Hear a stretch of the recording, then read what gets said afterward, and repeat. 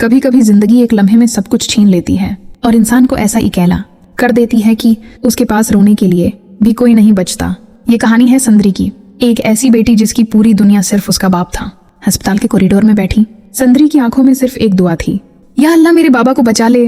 Doctor के अल्फाज दिल दहला देने वाले थे। आपके वालिद की हालत नाजुक है, सर्जरी के बगैर कोई रास्ता नहीं।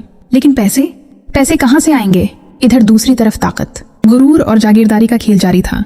झंडा एक ऐसा आदमी जिसके लिए इंसान नहीं सिर्फ हुक्म अहम था, और उसका बेटा बशा जो इक्तिदार की किस्म उठाने जा रहा था, मगर उसका दिल अब भी मजलूमों के साथ धड़कता था।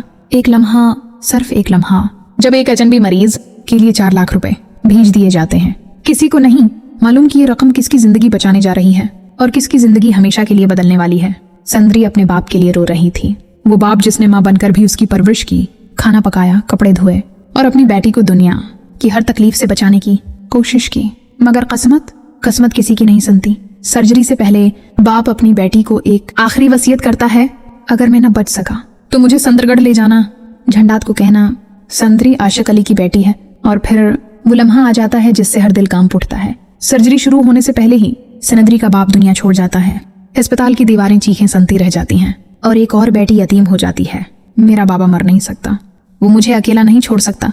ये अल्फाज सिर्फ संद्री के नहीं थे, ये हर उस इंसान की चीख थी जिसका सहारा छिन जाता है। और यहाँ कहानी खत्म नहीं होती, यहाँ से तो असल जंग शुरू होती है। एक यतीम लड़की, एक जालिम जागीरदार, छिपे हुए रिश्ते और वो सच जो सामने आया तो कई जिंदगियां हिल जाएंगी। क्या झंडात संद्री को पहचानेगा? क्या वो वसीयत पूरी होगी, या ये दुनिया एक और मजलूम को रौंद डालेगी? ये कहानी है दर्द की, ये कहानी है दुआ की, और ये कहानी है उस सच की जो कभी ना कभी सामने आ ही जाता है।